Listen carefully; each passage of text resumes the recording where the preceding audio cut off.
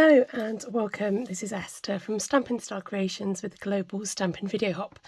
This month's theme was Emboss Resist, and I love this technique of the Joseph's Coat technique where you lay down lots of colour, then you do some clear embossing, cover it in black, smudge it off and see what you're left with. So I've picked out some really bright colours to go with this stamp set here, Level Complete. Now I'm very mindful that the stamps in this set, there are a lot of outline images, so the only colour that's going to come through will be on the outlines. So I'm going to make sure that I incorporate some wording as well and other bits in the hope that it works and shows up. So grabbing out some of these bright colours: Azure Afternoon, Tahitian Tide, Sweet Sorbet, Parakeet Party, Lemon Lime Twist and Lemon Lolly. And I'm just going to go ahead and lay down some colour all over my sheet. So this is half of a A4, so A5 size,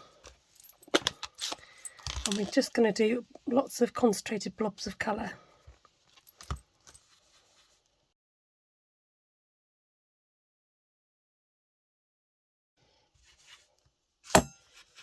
Make sure you go to right at the very edges, and don't worry too much about making it look perfect or making sure everything's blended. That's not the aim of the game here. You just want to make sure that there is colour everywhere on your paper.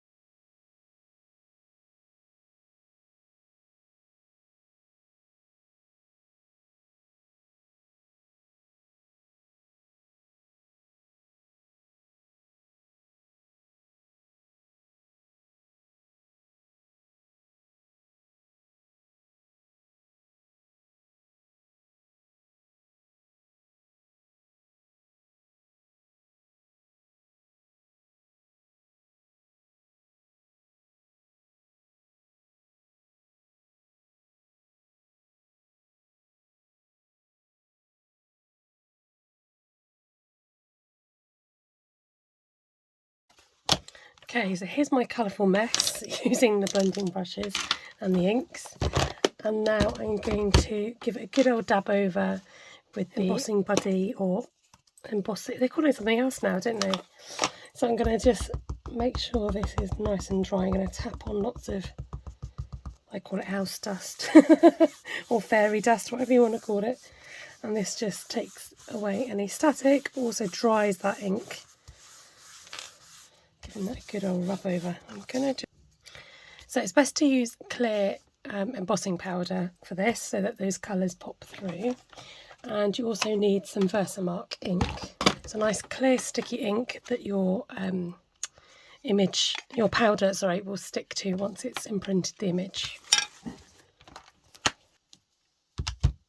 So I'm wondering whether to use this big F block and lay down the stamps on here.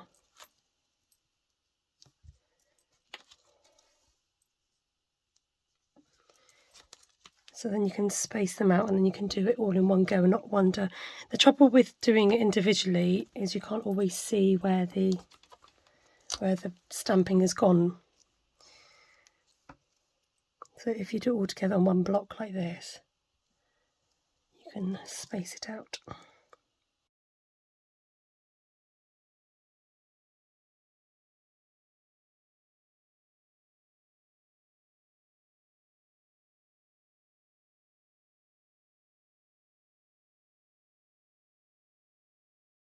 I'm going to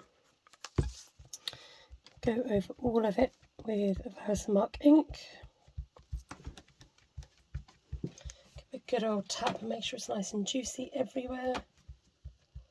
I'm just going to grab my tray so I can tip in the embossing powder and get my powder ready. Have it on standby. I'm going to flip this over Oh, that sentiment's upside down. Always check. Okay, just going to press that down with the ink pad. There we go. Go again. Right. Here goes. I'm going to come down a little bit and then can hopefully fit some more images along the top.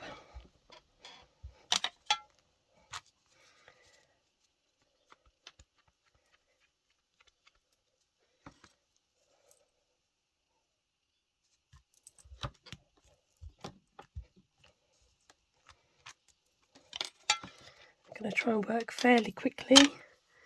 Although the powder does stay sticky, I want to make sure, sorry, the ink stays sticky. I want to make sure that the powder is going to stick to that. Okay, here goes.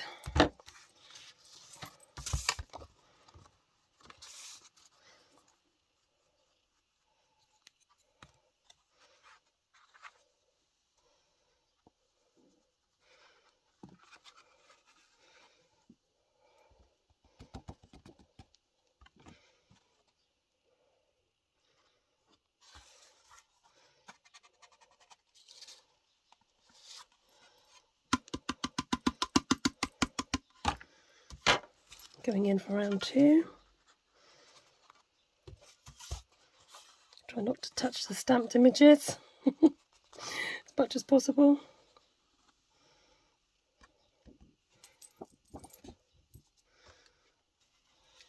And then you can use your tray just to tap that back into the pot. You've got all that powder to use next time. Now if you find that the powder is sticking onto your tray or onto anywhere on your project that you don't want it to, you can use the brush that comes with this kit. Oh, I'm not being very neat today, am I? So there's just a bit where my fingers have been, so I'm just going to brush that bit off there. We're going to get the heat tool on this, so that sets the powder.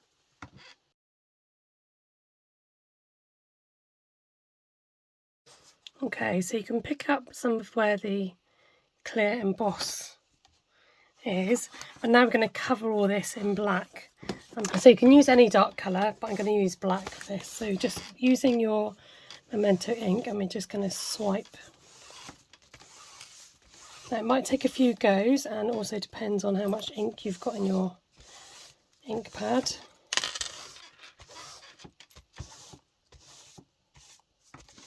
That's coming out nicely. And then I'm going to turn it and I'm going to swipe it this way. I want as much black coverage as possible.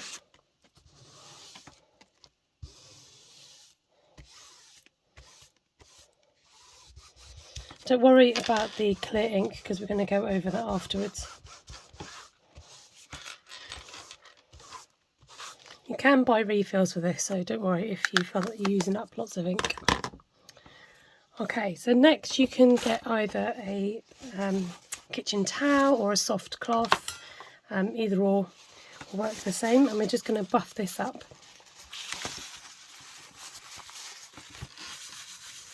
You can come in and just buff those images and the writing. Can you see the difference?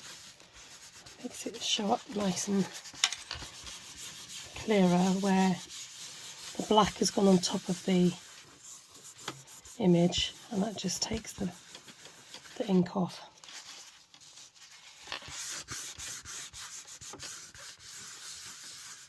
So you can't make out some of the smaller writing, but the overall effect I think is really fab, and I love the way that these have come out. They look like those kind of glowing controls that you can get, those illuminated controls. Okay, I'm going to go ahead and chop this into 2 cards, and I'll meet you back here. Okay, to make it nice and dramatic, I thought we could do a double mount. So I'm just going to trim these down a little bit more, and then we can fit it on our card. So have a look, see which side you can afford to cut off a bit more. So I'm going to go down to 3 3/4. and 5.5. Just as, and then the parakeet party I'm trimming down to 5 5/8 by 3 7/8.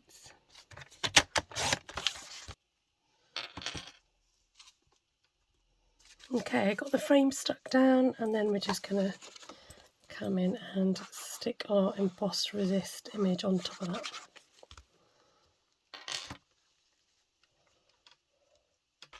So I've got my nephews who've got their 21st birthdays coming up, and it's tempting to put on more, but I think I might actually leave them as they are so that they can just stand out and, you know, be there on the shelves. So thank you ever so much for watching. Please do follow along with the hop to find out what everyone else has done with the emboss resist technique. They might have done the same, but I'm sure it will look different.